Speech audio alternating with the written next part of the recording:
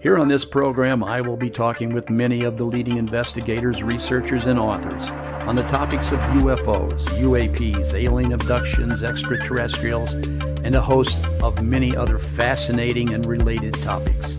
So please join me and my guest for the next hour as we reach out. This is Dark Window on KGRA Digital Broadcasting.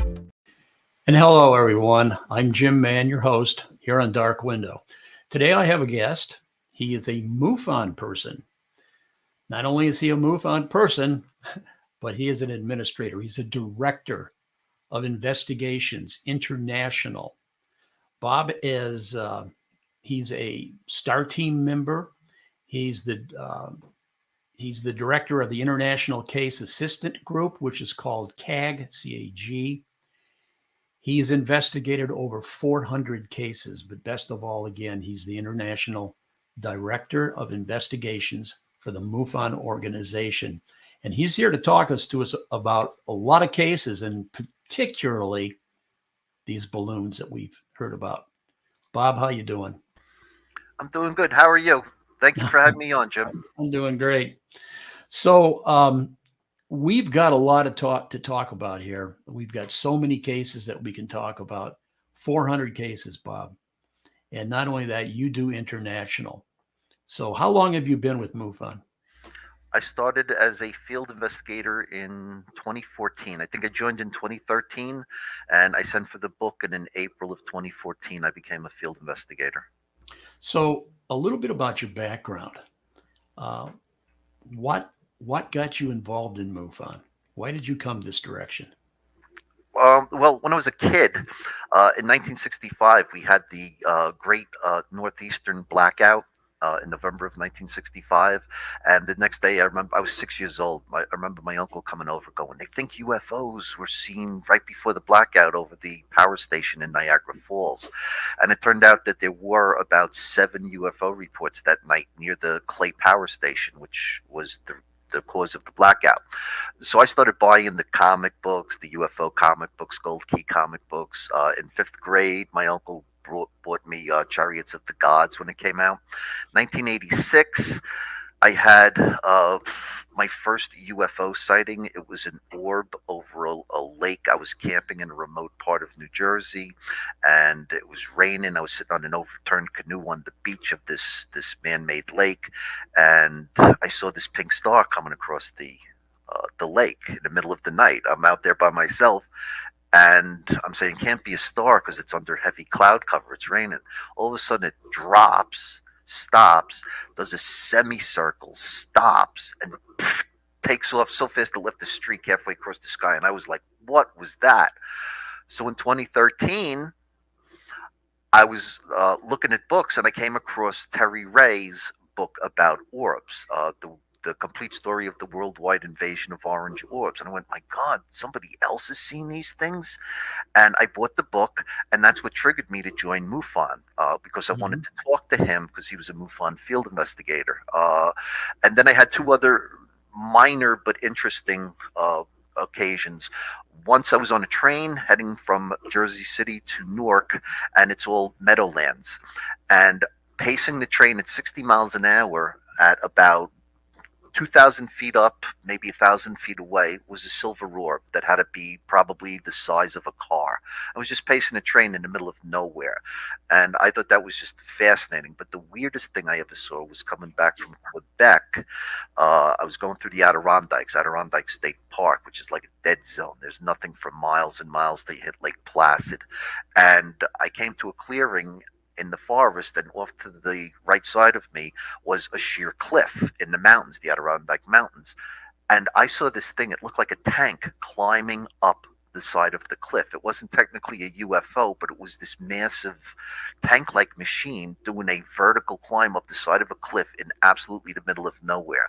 I did a U-turn, went back to try to find it, but it was gone. But I am totally convinced, whether or not it's aliens or time travelers or anything else, that something is going on. So you've seen a lot of pretty fabulous things, and that's why you're here in MUFON. But now, once you're the international director of investigations, what can you tell us? Something that would be interesting. I mean, 400 cases, Bob. That's Well, That's not a all of lot. them were international. I became an international director about 2.5 years ago. Uh, Okay. but by far the most interesting report that I have seen on the international side was the March 2020 FedEx airplane that was paced by an orb for 33 minutes. It was taking auto parts from Mexico City to Tennessee. Um, and this orb came down on the left side of the plane from above and began pacing them at 560 miles per hour for 33 minutes. And the pilot, Eric Delgado, was a former fighter pilot, and he had been at FedEx for 20 years. He's a very calm guy. He had the wherewithal to shut off the cockpit lights, start filming the orb outside his window, and then he panned down to his TCAS anti-collision radar to show that there was nothing there. You can hear him say, flip the switch up, flip the switch down to see if there was anything above or below his plane. Absolutely nothing. And then he panned back to the object right outside his window. The most interesting part of the case was that when the object reached the Mexican United States border, it made a left turn. It would not cross the border. So it was definitely not some sort of weather phenomenon like ball lightning Exactly. that was magnetically attracted to the plane, for example. I've always wondered, was it really auto parts that were in that plane? You know, Yeah. So, Bob, you've sent me a bunch of pictures here. We've got them over here. You've got some cases and some objects you'd like to talk to us about a little bit. So, can we get started on that? What is that? Yeah, wait. Okay. Let, Well, no, go ahead. I'll build up to it. I'll build up to it.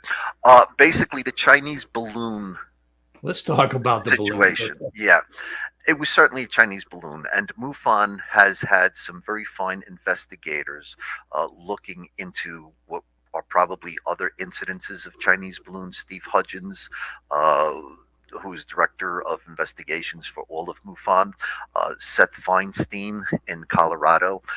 They've Mhm. done some really good work. There's no doubt that MUFON witnesses have captured spy balloons prior to this event. The thing that interested me was that we've only seen footage of the Chinese balloon being shot down, but there were three other shoot downs. There was one over the Yukon near Dawson, Canada. There was one over Alaska, and there was one over Lake Huron on near the Upper Michigan Peninsula. And nobody has ever seen any of the shoot down footage from those cases, and it makes you wonder why.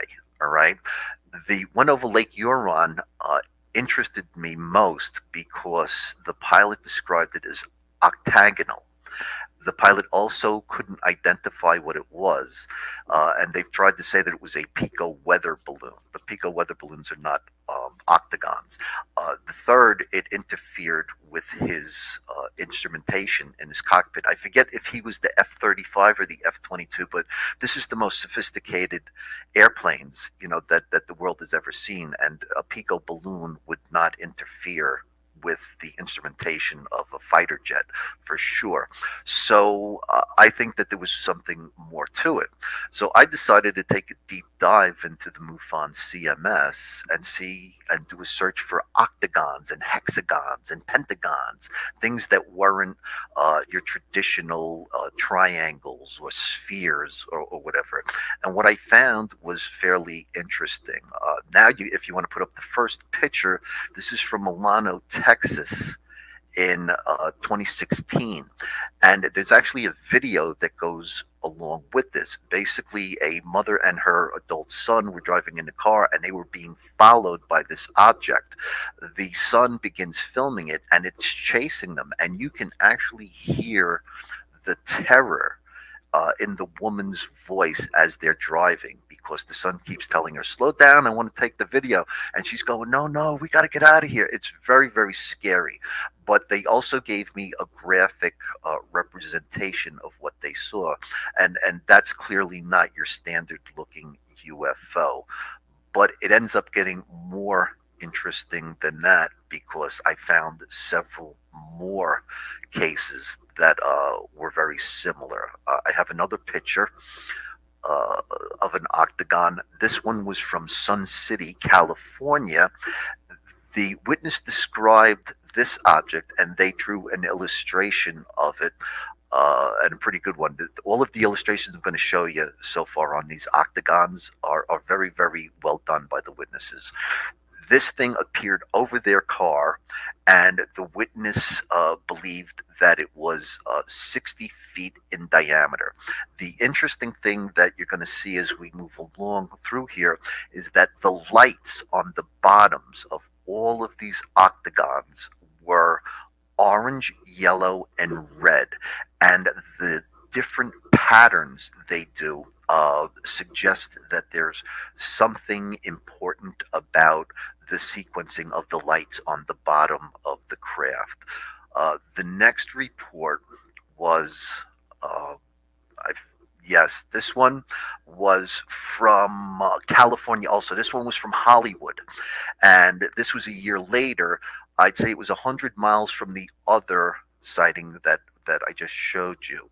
This object was also an octagon, about 60 feet in diameter, and again hovered over the witness's car.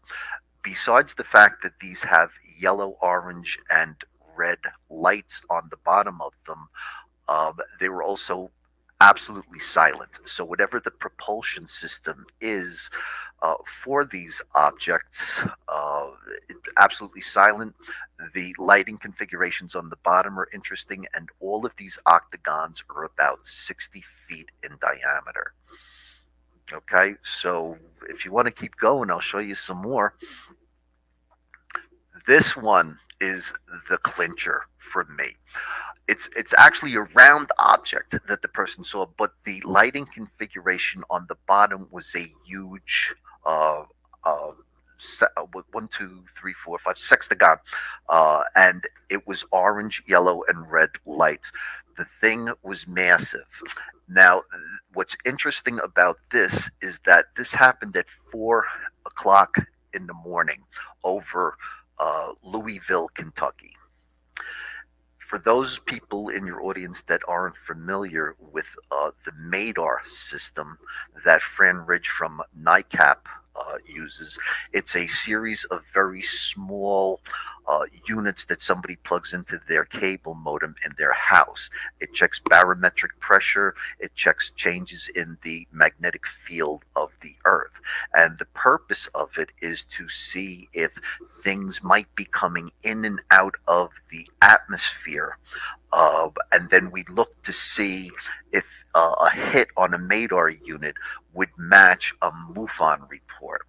And in this case, with the Louisville incident, this spectacular looking round object with the sextagon lighting configuration on the bottom of it, within 1 minute of this person's encounter, this MUFON witness's encounter, the person who operates the Louisville, Kentucky MADAR unit had a major hit. So it is quite indicative that whatever this thing was, it obviously breached the atmosphere and came down fast within a minute of this person seeing it from their car.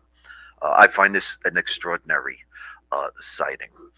So to continue, as we're getting closer and closer to the shoot downs of the objects over Lake Huron, Alaska, and Yukon, Canada, this person saw what appeared to be a massive tic-tac shaped object with two very, very large octagon shaped red lights at each end. And this is interesting because this object was seen in a place called Stony Point, which is several miles west of Edmonton, Canada, in Alberta. And this place, Stony Point, is approximately 1,000 miles south of Dawson, Yukon, which is where the tic-tac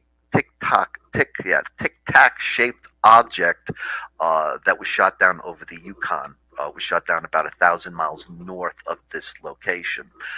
This object triggered another memory of mine because it seems to be almost a dumbbell shaped lighting configuration. And it reminded me of a case back in 2013 that took place far up in the remote north part of Ontario, Canada again. And the MUFON Journal actually did a case on it. Bunch of hunters were out in the middle of nowhere and they see this massive dumbbell shaped object, soundless, just hovering over the forest in the middle of nowhere. When the hunter, who was a scientist, I believe, if I remember correctly, actually tried to videotape it, and the video, when he processed it, was garbled as if it was subjected to a massive electromagnetic field disturbance.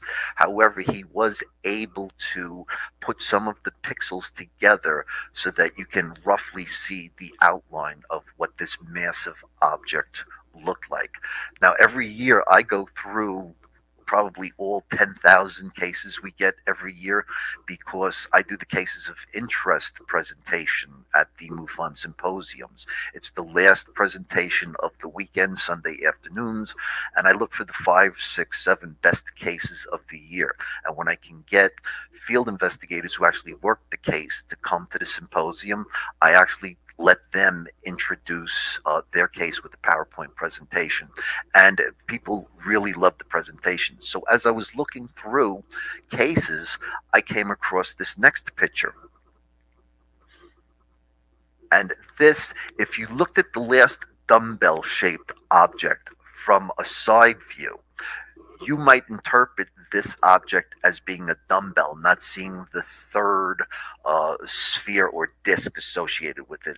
But from a certain angle, this object is almost identical to the one that was from 2013, that blue dumbbell shaped object with the very thin windows and two very large discs separated by a thinner sort of tube between them. I personally believe that this object is of a similar manufacture to the object that was the dumbbell over the remote part of Canada. This was actually from Cary, North Carolina. So it's absolutely two witnesses drawing almost the same type of object. Okay, so let's look at this next map. All right, now, as I told you before, we're in Alberta, Canada, and this is Edmonton, the largest city in Alberta, and to the west of it is Stony Plain. This is where the fellow saw the large Tic Tac object with the two red octagon lights. This is 1,000 miles south of Dawson, where the Tic Tac was shot down in the Yukon. Now, I want you to look a little further to the left of the screen, and you'll see a place called Haas Lake.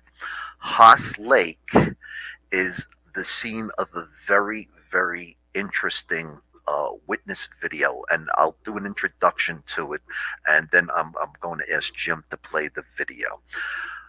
Back in 2016, a fellow with his drone was filming autumn foliage in this very, very remote part of Canada. It's nothing but wolves and pine trees out there. And he was maybe 500 feet up with the drone, just slowly panning, taking pictures of the beautiful autumn foliage, when all of a sudden, whoosh, something comes whizzing by his drone in the middle of nowhere.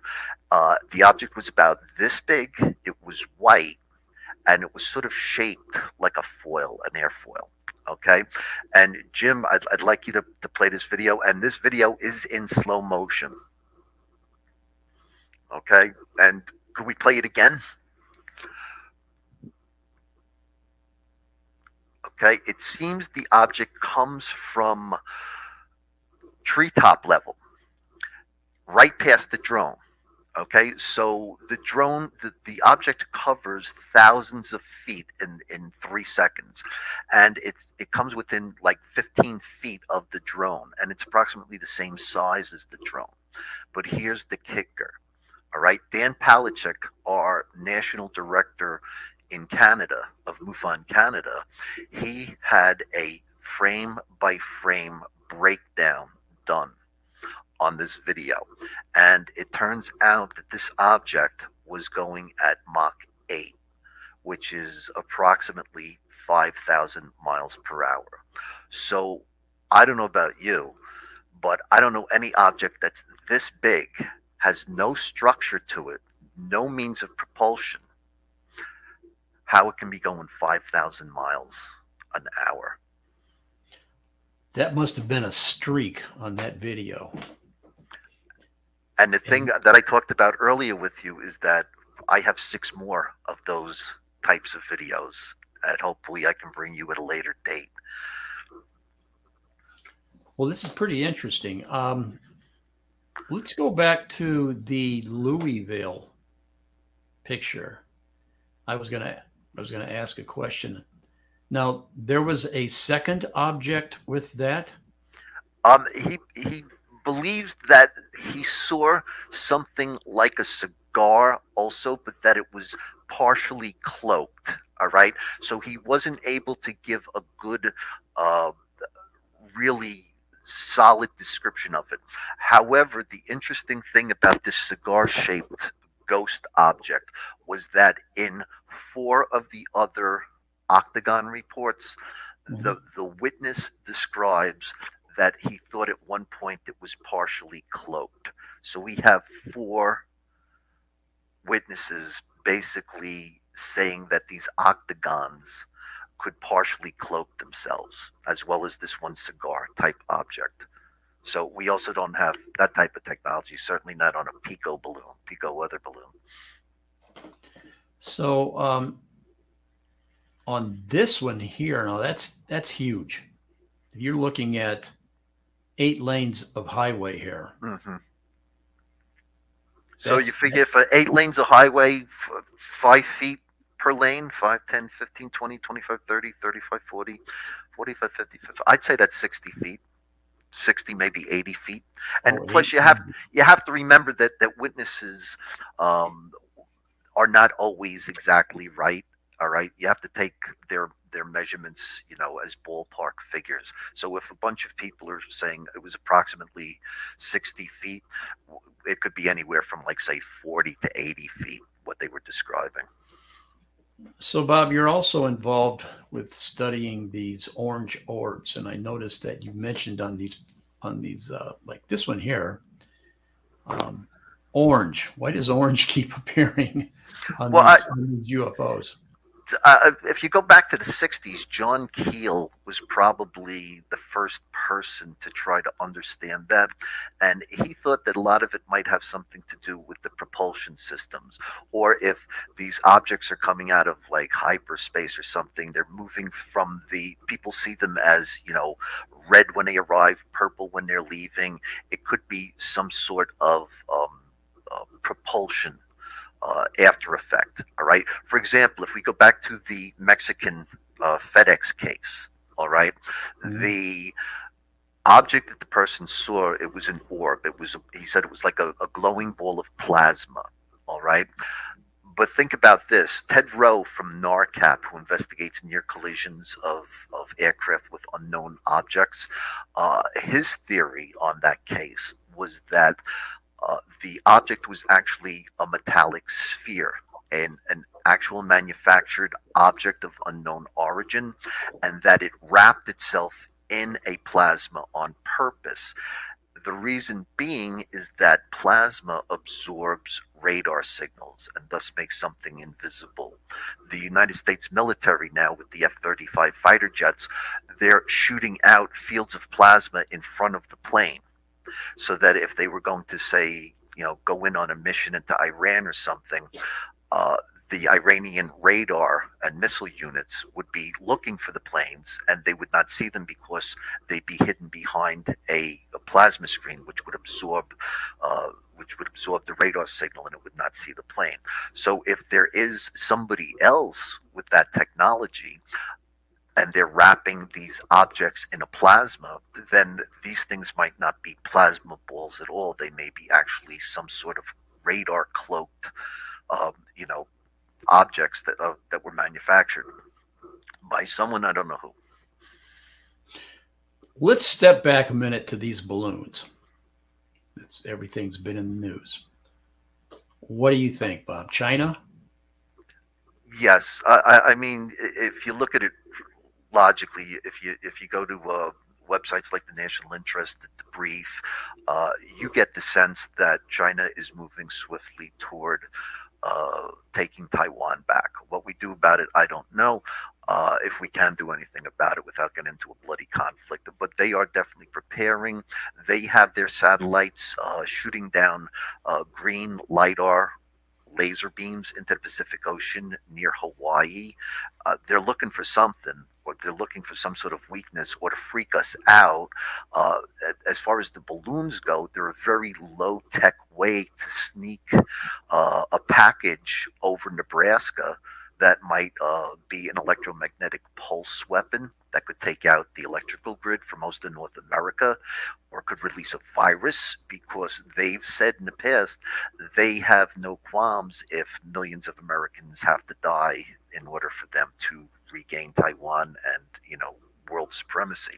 So, anything's possible. But I know that NORAD, after the balloon got shot down, they tweaked their systems, okay, because they had not anticipated that the Chinese would try something sneaky like a low tech balloon. That's when I think they realized that there's other stuff going on in the skies, like the thing they shot down in the Yukon, the thing they shot down over Lake Huron, the thing they shot down over Alaska. All right, they got a wake up call, is what I think. Speaking of the thing they shot down over Lake Huron, we spent, and I say we, I mean the Defense Department, the Air Force, spent 2 air-to-air missiles to shoot down a balloon. Hmm. See, most people are going to look at that and say, nonsense. They're not leveling with us. Hmm. I mean, they could have took a balloon out of the air with a couple of rounds, seems like. Do you have any sort of a hypothesis on theory? Yeah, go back to what I said earlier about the pilot's instrumentation was affected. Okay, that tells me that maybe the instrumentation in the Sidewinder missile may have been affected, and they have not found that missile yet. It never exploded. Okay.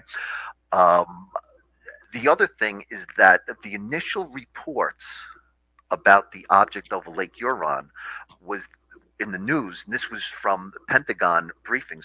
The object was unmanned, and my question to you is, if the thing was unmanned, if the it affected the pilot's instruments, it was octagon shaped. He couldn't identify it. All right. They haven't released any FLIR camera footage of it, and they haven't found the wreckage. How would they know it was unmanned? All right. That was a slip up. All right. And you haven't heard that since. All right. So there's something very interesting about that. 2 days ago, there was another interesting story out of Lake Huron. Oh, really? Okay. A ship that now the Great Lakes are sort of like a Devil's Triangle type area, okay, where ships have disappeared, Lake Superior, the Edmund Fitzgerald, that whole thing. They just found 2-3 days ago the wreck of a ship that sank 127 years ago in Lake Huron. And as soon as I saw that story, I said, that's very interesting, because that tells me that there's a lot of people scouring the bottom of Lake Huron right now looking for something. And I don't think that they're going to put that much effort into finding a Chinese spy balloon, because they already have one that they recovered from, what was it, South Carolina, North Carolina, off the coast. Yeah. So I think that there's an intense underwater search going on right now for this Sidewinder missile and this object. I don't think it was a Chinese balloon at all. What about the one that was shot down? Was it over Alaska? The one that was the Tic Tac that seemed to shatter into Yeah. pieces like it was made out of metal. Yeah, they haven't released any footage. When a fighter jet does a combat mission, there is always recorded footage. All right. Absolutely.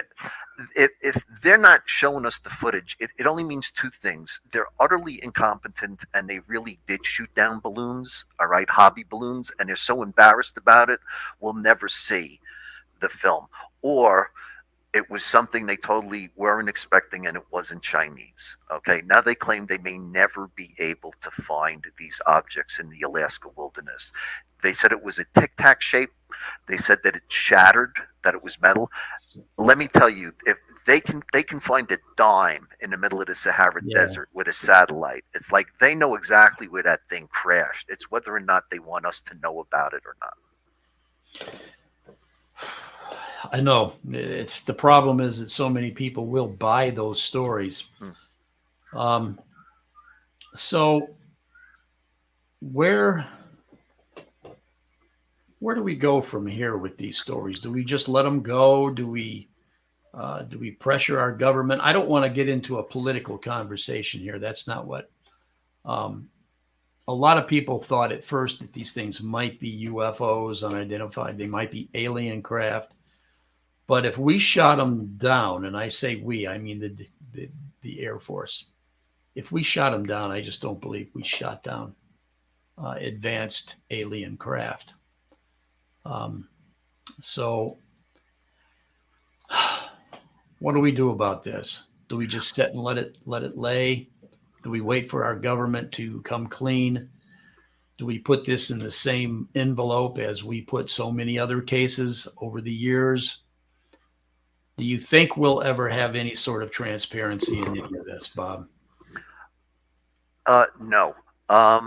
That's the short answer. It's a very complicated answer. It's like they've they've said they've shot them down, but how do we know that they did shoot them down? All right, because we haven't seen any proof that they did shoot them down. So you have to consider that side of it too. So maybe it was extraterrestrial and our missiles didn't do anything to it. All right, maybe they didn't shoot it Exactly. down over Alaska. All right, that's the story, the cover story or whatever. So until you know more, we're in the dark. MUFON has submitted several reports to Congress about the Chinese balloon uh, fiasco, and we meet regularly with congressional leaders because we try to be open and transparent, unlike some other entities uh, that want government money and just want to bury the reports. We don't take any money from the government, but we do give Congress reports because I do think that they believe they're being lied to. All right, especially by the military. Disclosure. Will disclosure ever come? I've heard people say, "Well, disclosure's already happened. It's acceptance of it and providing us the evidence." I mean, we have literally a million reports over the last 80 years from KUFOS, NICAP, MUFON, uh, the New Fork. I mean, there's got to be close to a million reports besides all of the books that have been written with reports that aren't in those databases. Okay, what I think is going to happen, and I think we're getting very close to it now, is that we're going to get some sort of statistical disclosure with all of these new AI systems that are coming out. You could would have taken months, if not years, of research. You can now feed into a computer, and people are probably doing it right now. All right, these laboratories, and it's spitting out all sorts of statistics. I think that very soon the patterns of whatever's been going on for the past 3,500 years are going to become so obvious, all right, that there will be an answer. The question is, will AI ever get cheap enough for me and you to be able to crunch our own data to come up with our own answers, or will it be hidden behind the military and corporations, these answers? So, in all your years here, or I should say, all the cases that you've done, um, what do you find the most fascinating case that you've ever worked with? Well, it's hard to say because I'm pretty much a patterns guy. So I don't look at one case in particular as being incredible. I try to find patterns. Okay, uh, and I'll give you a few patterns. Back in 1952, there were an incredible amount of incursions over runways by UFOs, in particular, American military bases, in particular, SAC bases, Strategic Air Command bases. Uh, Also, a lot of these bases General Eisenhower had visited.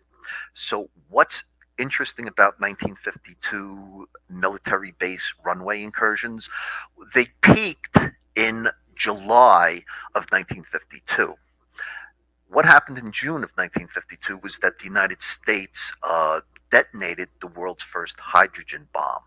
Later that year in November, General Eisenhower became President Eisenhower. So I don't think that there is any coincidence there, that whoever they are have been watching us for a long, long time, and that they're quite interested in our nuclear capabilities. And back in 1952, the Chinese did not have an air force, and the Russians were not able to use advanced technology to do incursions onto our military bases from the air over North America.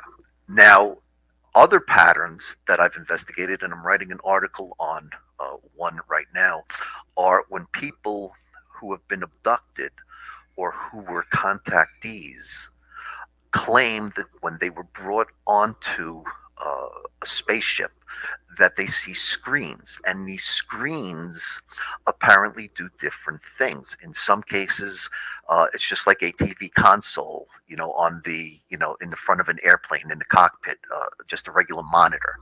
But there's other cases where people believe that they've been laid on a table and that a big machine comes down, goes over their body, and they can see their insides on a big screen, sort of like an X-ray.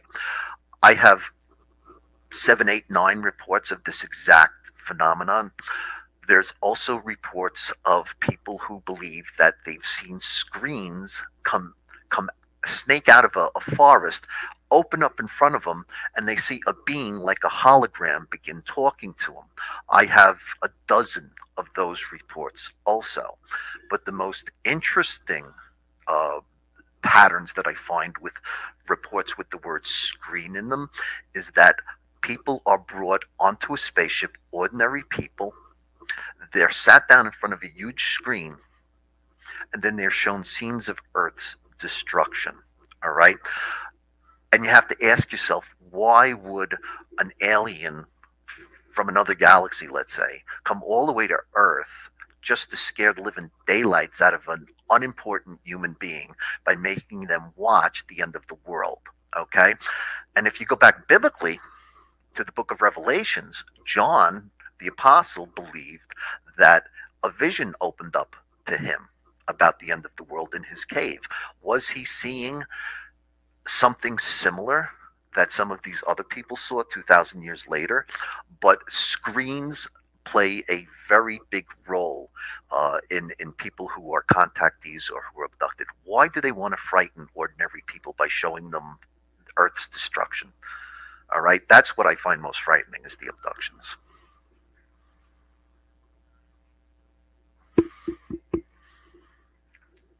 Jim, I don't think your mic's on.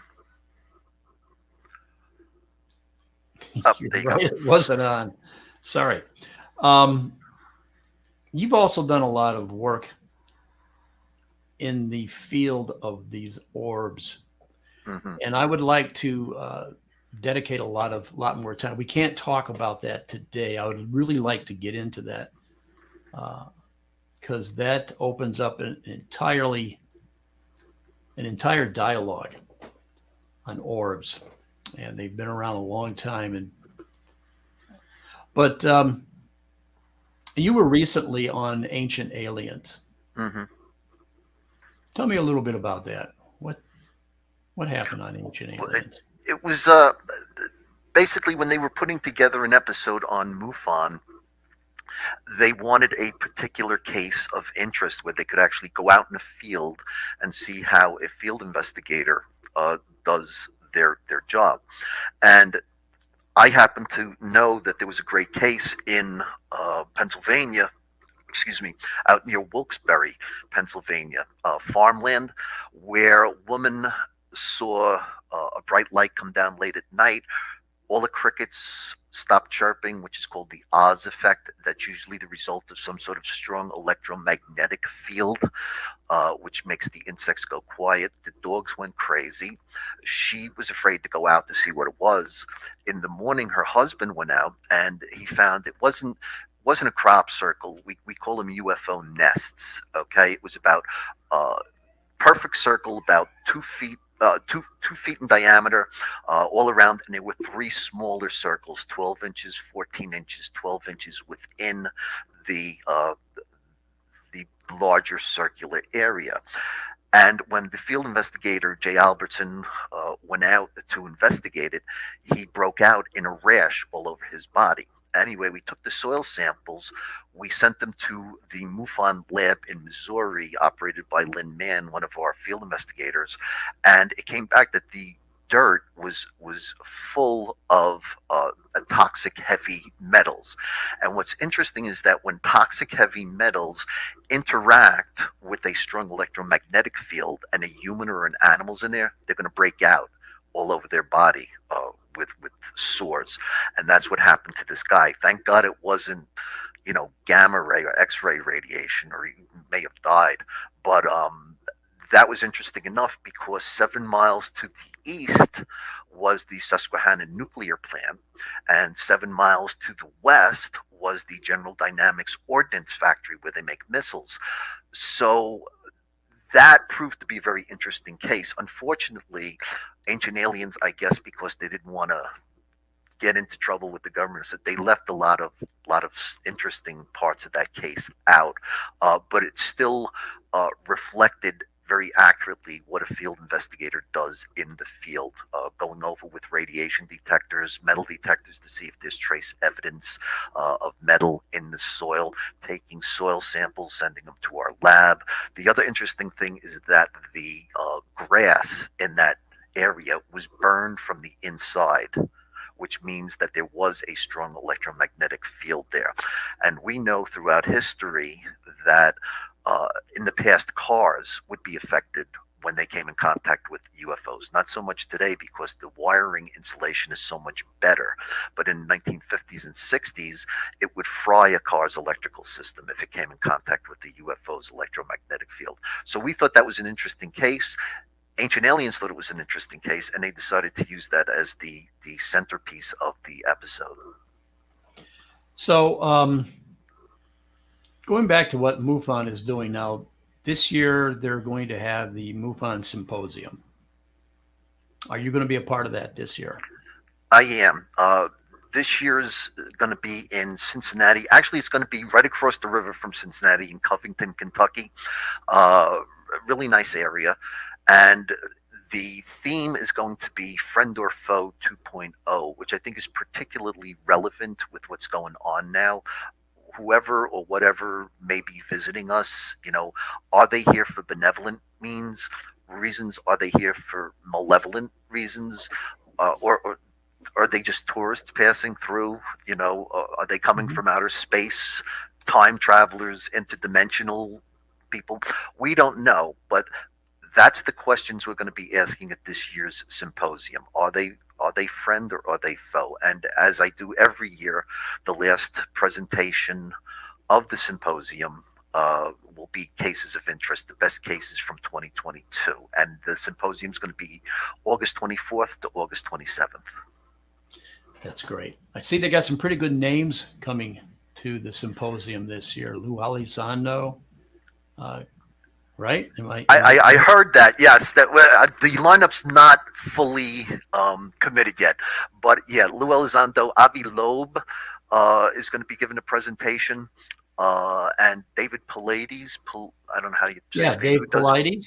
Great books, by the way. Missing 411, that whole series, they're fascinating set of books. He just joined up, and I can't think of who else off the top of my head. Terry Lynn Kell, who's one of our board members, will be speaking, and that's all I can think of off the top of my head right now. And that's going to be in Cincinnati, Ohio.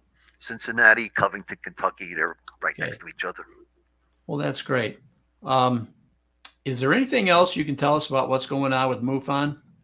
How many cases does MUFON do annually? And well, we do 10,000 a year average, but the Ancient Aliens episode really skewed the statistics because in 1 month we got 1,000, all right, and 500 of them or more than 500 were abduction type cases. So it real and a lot of them were historical cases that people sat on for 20 years. Once they saw the episode, they say, "Oh, I've got a place to, report what happened to me." And it's like we've been overwhelmed. All right. So this has been a very good year for MUFON so far. We just launched the MUFON Observer Network, which is a social network like Facebook, but for MUFON Mhm. members, and we have 1,000 users regularly now on it, and it's growing. We just launched our UFO map app where we do a graphic visualization of MUFON cases on a globe. And right now it's just the CMS. But for members, there's going to be additional levels. NICAP just gave us authorization to take their cases and map them. Okay. Hopefully soon, the Mars database, which is all of the old cases prior to 1995 back to 69, which were done on paper. Hopefully, we'll be figuring out a way to get that out to the public. And also, we have a USO sightings map coming out. So there's a lot of different Oh, really? Okay. products for MUFON members specifically that will be coming out in the near future. That when you see graphical presentations of cases where you can hit a pin on a map and it opens up the case, and you know people can see that's very enjoyable, and it's going to be free for members, not only in Google but also on a desktop app very soon, probably before summer. Well, that's great. I'm looking forward to that, by the way. Now, you're also a member of the STAR team, and you're the director of the International Case Assistant Group. So, for the listeners, can you tell them what the STAR team is? Okay, well, the STAR team is being revamped.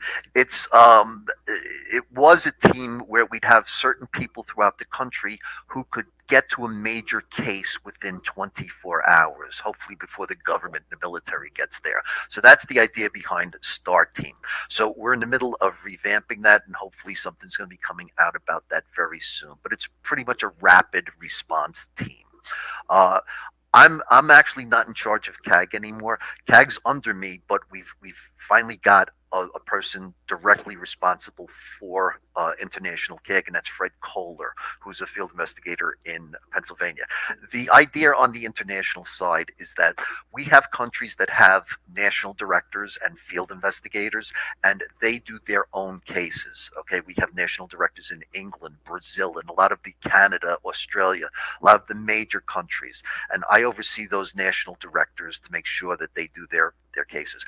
CAG on the United States side and CAG on the international side are the places where we don't have investigators. Small countries like Morocco or Tibet, for example.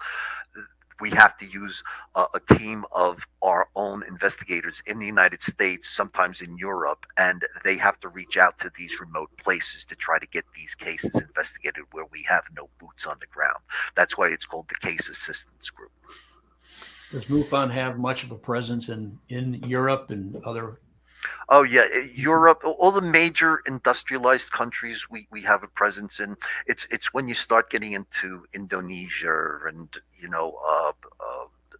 very small African countries, Zimbabwe, we don't have people there. We have one guy for all of Africa. All right. So yeah, it does present the problem to us in second and third world countries. So we're about out of time. Can you just tell our listeners how to become a MUFON member and how do you become a field investigator?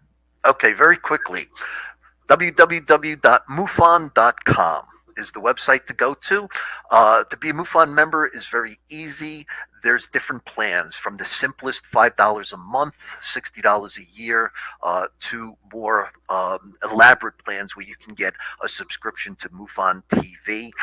Every member gets the MUFON Journal monthly, either by paper copy in the mail or electronically, depending on what membership you want.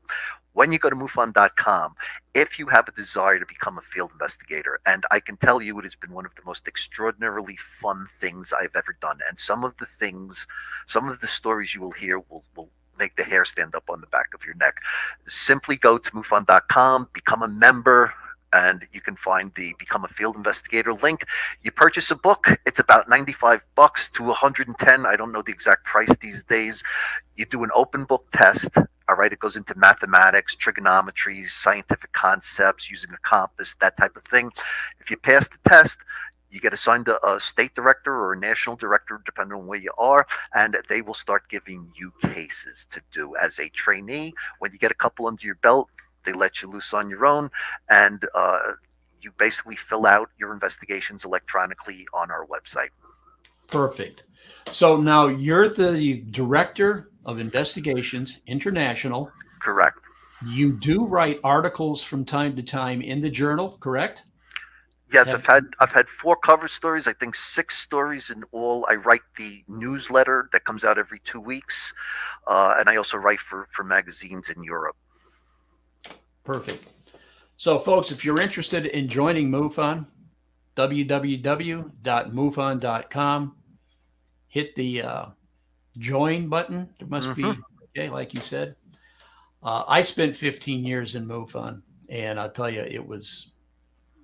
We could talk for hours, Bob. So thank you for joining us tonight. We're out of time. And so on behalf of the Director of Investigations International, Bob Spearing, myself, and my program manager behind the scenes, Patricia Wilkinson, thank you for joining us here on Dark Window. And stay tuned for next week. We'll have another guest. And oh, by the way, Bob, you're going to come back and we're going to talk about these orange orbs. We are. Thank you. Okay, Jim. Take care. Good night.